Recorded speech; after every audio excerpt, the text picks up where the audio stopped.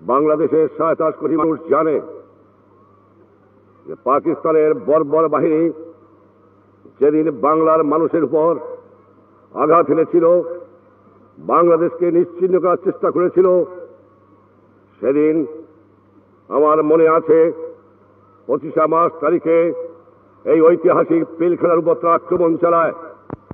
তারা আক্রমণ চালায় রাজারবাগ, তারা আক্রমণ চালায় বিশ্ববিদ্যালয়, তারা আক্রমণ চালায় আমার বাসভবনে। সেদিন আমি যখন পিলখানায় কন্ট্যাক্ট করার চেষ্টা করি, আমি দেখতে পাই যে পিলখানার উপর তারা আঘাত এনেছে, চরম আঘাত। আমি বাধ্য হয়ে এই বাংলাদেশ রাইফেলের চট্টগ্রামের বাহিনীর হেডকোয়ার্টারের সঙ্গে যোগাযোগ স্থাপন করার চেষ্টা করি। সেখানে আমার মেসেজ পাঠিয়ে দিই, তারা সেই মেসেজ বাংলার গ্রামে গ্রামে পৌঁছে দেয়। আপনারা জানেন সেদিন এই বাঙালি রাইফেল বাহিনীর জওয়ানরা এবং কর্মচারীরা বন্দুক হাতে করে মাতৃভূমিকে রক্ষার জন্য, বাংলা জনসাধারণ রক্ষার জন্য ঝাঁপিয়ে পড়েছিল। শত শত শহীদ হয়েছিল এই রাইফেল বাহিনীর জওয়ানরা এবং কর্মচারীরা। কিন্তু মাতৃভূমিকে তারা ভালোবেসেছিল, তারা ইতিহাস সৃষ্টি করেছিল, যে ইতিহাস আজকে এমন পর্যায়ে এসেছে যে বাংলাদেশ আজ স্বাধীন সার্বভৌম রাষ্ট্র। বাংলাদেশ আজ দুনিয়াতে স্থান পেয়েছে। আজ আমরা স্বাধীন দেশের নাগরিক। যে জাত স্বাধীনতা পায় না, যে জাত স্বাধীন হিসেবে বাঁচতে পারে না, সে দেশের ইজ্জত থাকে না, ভবিষ্যৎ বংশধররা অভিশাপ দেয়। রাইফেল বাহিনীর সাথে সাথে আমার বাংলাদেশের সামরিক বাহিনীর ছেলেরা, আমার মুক্তিযোদ্ধারা, আমার ছাত্র, যুবক, কৃষক, শ্রমিকরা সেদিন অস্ত্র ধরেছিল মাতৃভূমিকে রক্ষা করার জন্য। আজ বাংলাদেশ স্বাধীন। আজ আমি স্বাধীন দেশের নাগরিক। আজ আমি গর্বিত। আজ সত্যই আজ আপনাদের দিকে ছেলে আমার বুক বড় হয়ে যায়। আজ আমি আনন্দে আত্মহারা হয়ে উঠি যে আজ আমার দেশের পতাকা ওড়ে জাতিসংঘের আকাশে। আজ আমার পতাকা ওড়ে বাংলা দুনিয়ার ১৩০টা দেশে। আজ আমি স্থান পেয়েছি, বাঙালি জাতি হিসেবে গর্ব করতে পারি। আমার জওয়ান ভাইয়েরা, ৩ বছর হতে চলেছে স্বাধীনতা পেয়েছি। কত রক্ত, কত দুঃখ, কত কান্না এই বাংলার মাটিতে। আজ আমার মানুষ দুঃখী। আজ তারা না খেয়ে কষ্ট পায়। আজ প্রাকৃতিক বিপর্যয়, বন্যায় বাংলাদেশের অর্থনীতি ভেঙে চুরমার হয়ে গিয়েছে প্রায়। তারপরে ইনফ্লেশনের যুগে আজ বহুদিন পরাধীন থাকার জন্য আমাদের সর্বস্ব ধ্বংস হয়ে গিয়েছিল। বর্বর বাহিনী যাওয়ার আগে সর্বস্ব ধ্বংস করেছিল। ৬৭ কোটি মানুষের দেশ পেয়েছিলাম, কিন্তু কোন সম্পদ রেখে যায় নাই। রেখে যায় নাই অর্থ, রেখে যায় বৈদেশিক মুদ্রা, রেখে যায় গোল্ড রিজার্ভ, রেখে যায় প্লেন, রেখে যায় নাই আমাদের একখানা জাহাজ। ভেঙে দিয়েছে আমার রেল লাইন, ভেঙে দিয়েছে আমার সবকিছু। তাই নিয়ে এদেশের মানুষের ইমানের জোরে শক্তিশালী জনগণকে সাহায্য, তাদের সহানুভূতি নিয়ে এদের গড়ার কাজে আত্মনিয়োগ করেছি। আমি যখন প্রথম এই পিলখানায় আসি, জেল থেকে বের হওয়ার পরে, দেশ স্বাধীন হওয়ার পরে, আমি দেখেছিলাম কিছুই নাই, তারা প্রায় ধ্বংস করে দিয়ে গেছে। আজ যখন আপনাদের কাছে আমার কয়েকটা কথা আছে, আপনাদের উপর অনেক দায়িত্ব দিয়েছি। দেশ মাতৃকা স্বাধীনতা পাওয়া যেমন কষ্টকর, স্বাধীনতা রক্ষা করাও তেমনি কষ্টকর। দেশ মাতৃকা রক্ষা করার জন্য সামরিক বাহিনীর সাথে সাথে আপনাদের এগিয়ে যেতে হবে। যদি কোনদিন দেশে বিপদ আসে, যে আত্মত্যাগ, যে আত্মাহুতি, যে জীবন দান করে লক্ষ লক্ষ লক্ষ মা বোনের ইজ্জতের বিনিময়ে বাংলার স্বাধীনতা আমরা এনেছি, এই স্বাধীনতা ইনশাআল্লাহ আমরা রক্ষা করব। এই প্রতিজ্ঞা আপনাদের গ্রহণ করতে হবে। মনে রাখতে হবে যে দেশের দুঃখী মানুষের অর্থের বিনিময়ে আজ আমরা এখানে রয়েছি। তাদের ট্যাক্সের টাকায় আপনাদের সংসার চলে, আমাদের সংসার চলে। তাদের টাকায় এই বন্দুক রাইফেল কিনেছেন আপনারা। তাদের দিকে আপনাদের খেয়াল রাখতে হবে, তাদের জন্য কাজ করতে হবে, তাদেরকে রক্ষা করতে হবে। আজ আপনাদের কাছে আমি অনেক বড় কর্তব্য দিয়েছি, অনেক বড় কাজ দিয়েছি। সে কাজ চোরাচালানি বন্ধ করা। আজ যখন আমার কানে আসে, মাঝে মাঝে আমি খবর পাই যে চোরাচালান চলছে, সেদিন আমি লজ্জায় মাথা আমার নত হয়ে যায়। যে বাংলাদেশের রাইফেল বাহিনী একদিন জীবন দিয়ে পাকিস্তানের মেকানাইজ আর্মির বিরুদ্ধে জীবনকে আত্মাহুতি দিয়ে মোকাবেলা করেছিল, তারা কেন পারবে না এই চোরাকারবারি স্মাগলিং বন্ধ করতে? কেন আমাকে দিতে হবে সামরিক বাহিনীকে বারবার বর্ডারে? কেন পারবে না রাইফেল বাহিনী? আজ তাই সুযোগ পেয়ে তোমাদের কাছে আমার আবেদন, তোমাদের কাছে আমার হুকুম, তোমাদের কাছে আমার অনুরোধ, তোমাদের কাছে আমার আবেদন বিশেষভাবে, যার জন্য আমি শুনতে চাই না যে আমাকে অন্য কহিনে বাদ দিতে হবে বর্ডারে স্মাগলিং বন্ধ করার জন্য। স্মাগলের কোন জাত নাই, ইসলামের কোন ধর্ম নাই, তারা মানুষ নামে নর পশু। তারা এই দেশের সম্পর্কে বিদেশে চালান দেয় সামান্য অর্থের লোভে, আর বাংলার মানুষ না খেয়ে কষ্ট পাবে।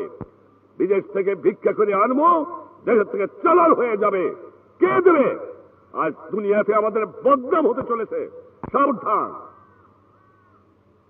আমি জানি তোমরা আমাকে ভালোবাসো, তোমরা আমার কাছে অস্ত্র ধরেছিল। আমি তোমরাও জানো জীবনের 35টি বছর রাস্তায় রাস্তায় ঘাটে ঘাটে জেলে জেলে ফাঁসি কাটতে এই বাংলার মানুষকে ভালোবেসে কাজ করেছি, প্রধানমন্ত্রী হওয়ার জন্য নয়। আমি পাকিস্তানের প্রধানমন্ত্রী দুবার হতে পারতাম। আমি প্রত্যাখ্যান করেছি বাংলার মানুষকে ভালোবেসে। আমি ফাঁসি কাষ্ট নিয়েছিলাম যাতে আমার বাংলার মানুষ ভবিষ্যতে মাথা উঁচু করে স্বাধীন দেশের নাগরিক হিসেবে মান সম্মান নিয়ে বাঁচতে পারে। তোমরা আমার কথা রাখো, আমি জানি, আমি বিশ্বাস করি তোমরা আমার কথা রাখবা। আমি তোমাদের কাছে আবেদন করেছি, তোমাদের জাতির পিতা হিসেবে তোমাদের কাছে আমি আদেশ দিয়েছি। ভুলে যাও আমি প্রধানমন্ত্রী হিসেবে কথা বলছি না, ভুলে যাও তোমাদের জাতির পিতা হিসাবে কথা বলছি, ভুলে যাও তোমাদের একজন হিসাবে কথা বলছি, তোমাদের ভাই হিসাবে কথা বলছি, যে তোমাদের জন্য জীবনের যৌবন কারাগারে অন্তরালে যাপন করেছে। সেই হিসাবে, মানুষ হিসাবে, ভাই হিসাবে, নাগরিক হিসাবে তোমাদের কাছে আমার আবেদন, তোমাদের কাছে আমার হুকুম, স্মাগলিং বন্ধ করতে হবে। আমি বিশ্বাস করি তোমরা পারবা, এ বিশ্বাস তোমাদের উপর আমার আছে। আশা করি তোমরা তো সবসময় স্মরণ রাখবা। মনে রেখো, যেখানে তোমরা যাবা দেখো, কাদের দেখো? বাংলার নাগরিক কারা, বাংলার জনগণ কারা, বাংলার মানুষ কারা? তোমার আমার বাপ মা, তোমার আমার ভাই বোন। তারা যখন না খেয়ে কষ্ট পায়, এত বড় বন্যা, এত দুর্ভিক্ষ, লোক মারা গেল না খেয়ে, বহু দূরের থেকে আনলাম, সেই জিনিস যদি বের হয়ে যায়, সে দুঃখ কোথায় রাখবো? আমি জানি অনেকে মিথ্যা প্রপাগান্ডা করে, তারপরেও যদি সামান্য হয় সেটাও তো দুঃখের কথা। তাই তোমাদের কাছে আমার আবেদন রইল, চোরাকারবারি বন্ধ করতে হবে, দুর্নীতি বন্ধ করতে হবে বাংলার মাটির থেকে, উৎখাত করতে হবে বাংলার থেকে, চরম আঘাত আমাকে আনতে হবে। অনেক দয়া, অনেক মায়া, অনেক মমতা আমি দেখিয়েছি, আর না। আমি আমার সহ্যের সীমা অতিক্রম করে গেছে।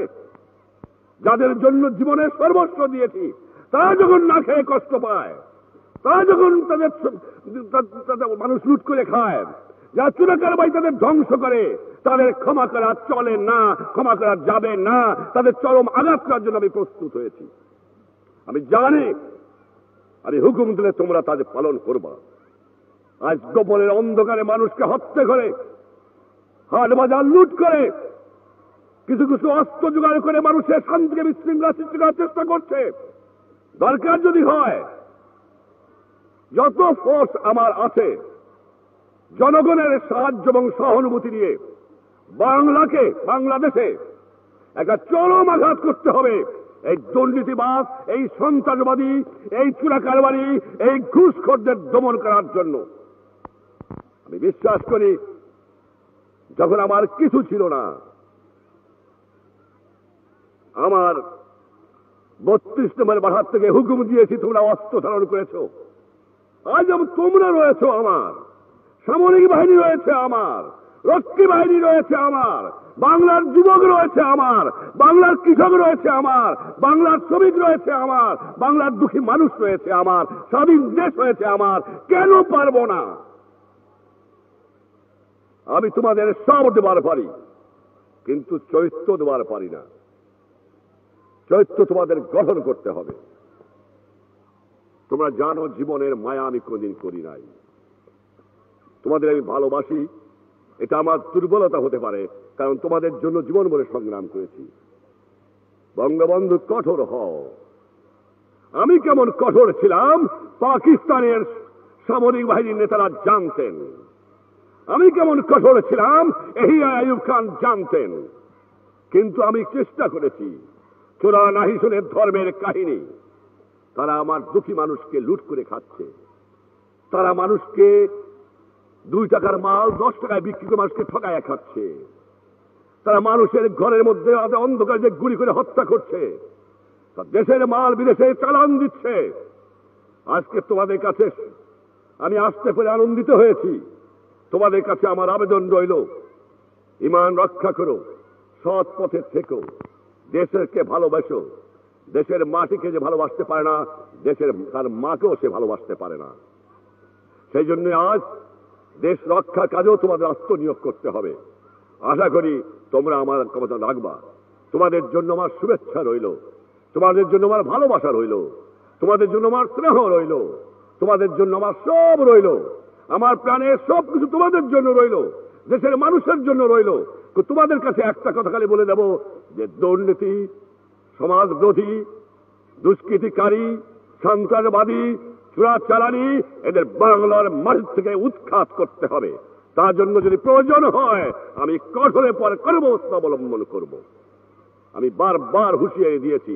মানুষ মনে করে যে হুঁশিয়ারি কিছুই নয়, কিন্তু এবার হুঁশিয়ারি সম্বন্ধে তাদের সজাগ থাকা দরকার, কারণ আমি চরম জায়গাতে পৌঁছে গেছি। আশা করি তোমরা সুখে থাকো। তোমাদের অনেক অসুবিধা আছে আমি জানি। দেশের অর্থনৈতিক অবস্থা যখন খারাপ, মানুষ যখন না খেয়ে কষ্ট পাচ্ছে, তোমরা সমস্ত সুযোগ সুবিধা পাতে পারো না। তোমাদের অনেক কষ্টের মধ্যে কাজ করতে হয়। তোমাদের ট্রান্সপোর্টের ডিফিকাল্টি আছে, তোমাদের অস্ত্রের ডিফিকাল্টি আছে, তোমাদের কাপড় ডিফিকাল্টি আছে, তোমাদের খাবার ডিফিকাল্টি আছে, সে আমি জানি, সব জানি। কিন্তু মনে করো সংসার হলো 7.5 কোটি লোকের, তোমরা তার সামান্য একটা অংশ। তাদের দিকে চেয়ে অনেক সময় তোমাদের আমার কষ্ট দিতে হয়, কারণ তাদের তো বাঁচাবার দায়িত্ব, তাদের দিকে লক্ষ্য নেওয়ার কষ্ট তো আমারও। তাই তোমাদের কাছ থেকে বিদায় নেওয়ার আগে যারা নতুন আজকে এখানে বিডিআরের যোগদান করেছ, যারা শপথ গ্রহণ করলা, তাদের কাছে আমার কথা রইল, ঈমানের সঙ্গে কাজ করো, সৎ পথে থেকো, দেশকে ভালোবাসো। ইনশাআল্লাহ বাংলার এই দুর্দিন বেশি দিন থাকবে না। বাংলা সুজলা সুজলা শস্য শ্যামলা বাংলা আবার সোনার বাংলা হবে, এ বিশ্বাস আমার আছে। খোদা হাফেজ। জয় বাংলা।